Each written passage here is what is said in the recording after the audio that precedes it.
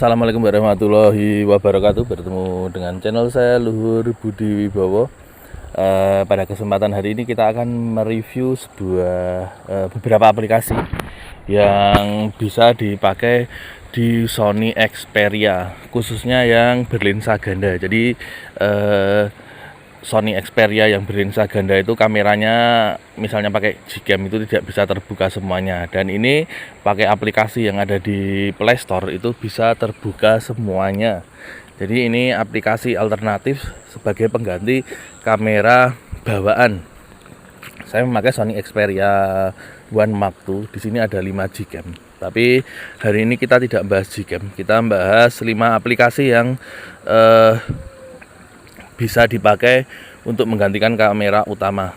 Yang pertama adalah di sini saya menginstal Open Camera, HitGcam dulu. Jadi di Play Store itu ada HitGcam. Itu bisa untuk semua kamera di Sony Xperia itu terbuka semua.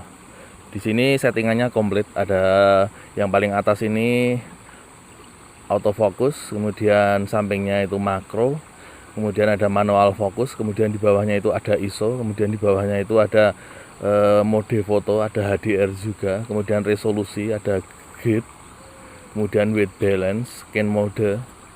Nah, di sini ini semua aplikasi kameranya terbuka. Ini kamera utama. Kemudian kita klik ini menjadi kamera telefoto. Ini telefotonya. Ini wide angle-nya. Jadi di sini ini bisa membuka semua kamera. Kemudian yang satu lagi ini kamera depth sensornya tidak bisa dibuka ya, karena saya memakai Sony Xperia One Mark II. Kemudian di sini kamera depannya. Jadi semua bisa diinstal. Ini kamera belakangnya, kamera utamanya.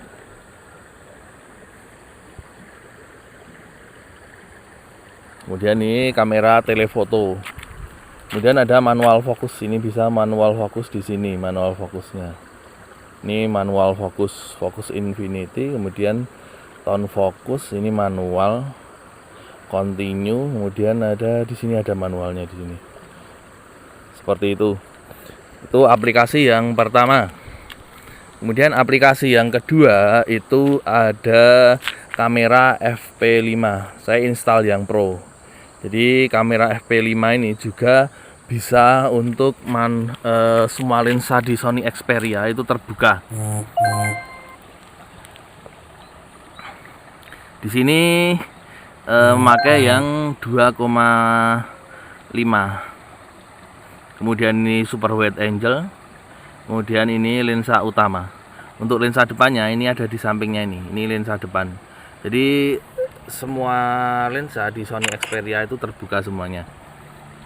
Seperti itu. Kemudian menunya di FP5 itu ada foto breaking, itu berarti simulasi dari shutter speed tapi gabungan beberapa foto. Di sini ada mode. Kemudian di sini ini ada ISO dari 100 sampai 3200 di kamera utama.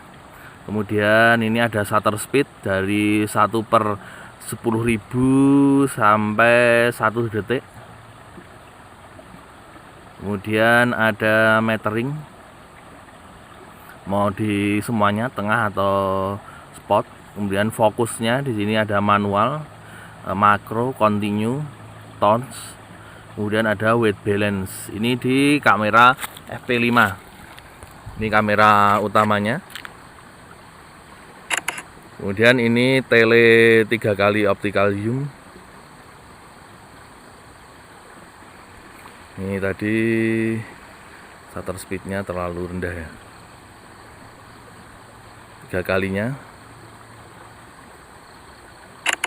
Kemudian ini wide angle-nya, super wide angle-nya. Itu aplikasi yang kedua. Kemudian aplikasi yang ketiga yang bisa dipakai di Sony Xperia yang semua kameranya terbuka adalah Open Camera. saya sudah menginstal. Oh, belum saya install. Jadi open kamera itu juga bisa membuka semua kameranya. Kita install dulu di Play Store. Ini gratis, open kamera. Nih. Ini juga bisa membuka semua kameranya di Sony Xperia. Jadi dari Xperia XZ2 Premium, Xperia One, Xperia 5 yang ada beberapa kamera. Bahkan Xperia yang lama. Seperti ini tampilan utamanya. Kemudian di sini ada seperti tadi di head cam, ada flash paling atas, kemudian ini fokusnya pilih mana, kemudian ada standar DRO HDR itu untuk hasil yang lebih bagus. Jadi tanpa Gcam pun bisa, ini yang biasa, kemudian kita ganti menjadi HDR. Itu hasilnya akan sangat berbeda.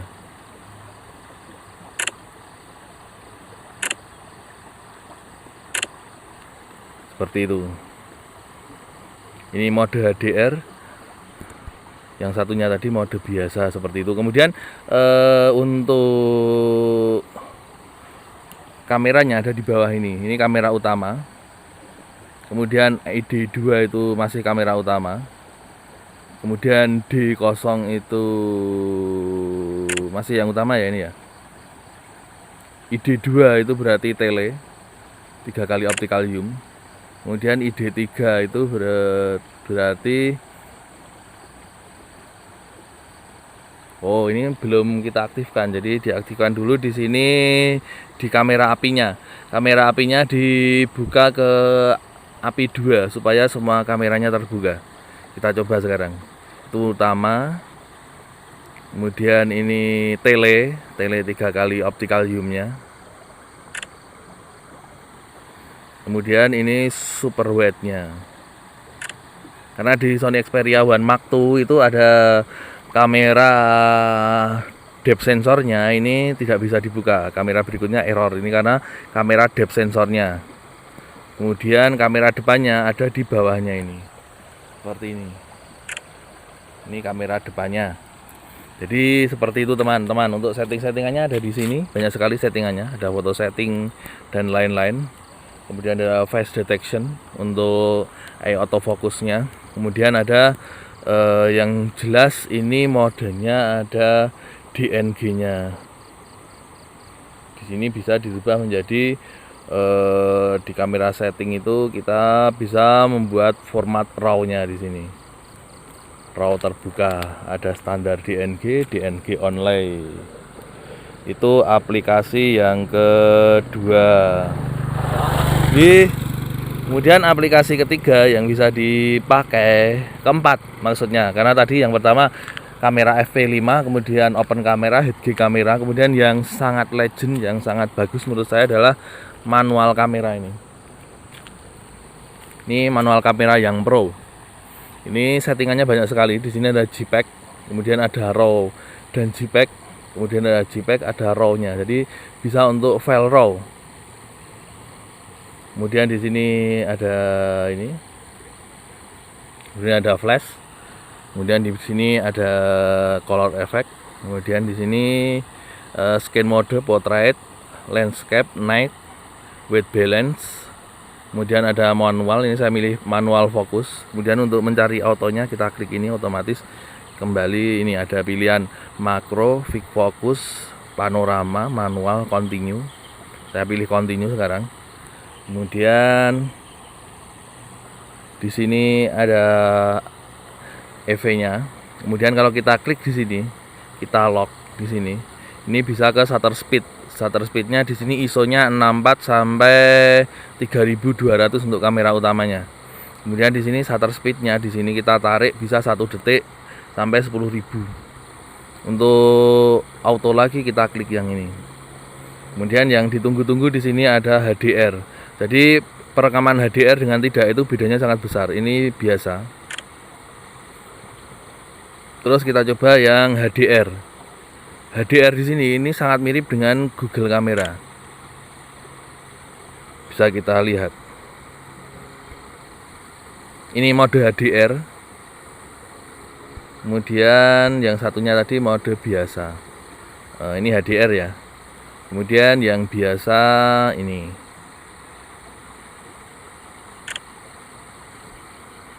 Ini yang biasa, berbeda sekali. Kalau mau yang lebih natural itu pilih ke DRO. Itu HDR tapi tidak terlalu maksa seperti Gcam.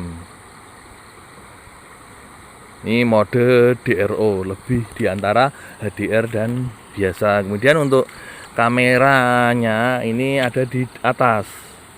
Ini kamera 1, kamera utama. Kemudian kamera, oh ini ada pilihan di sini.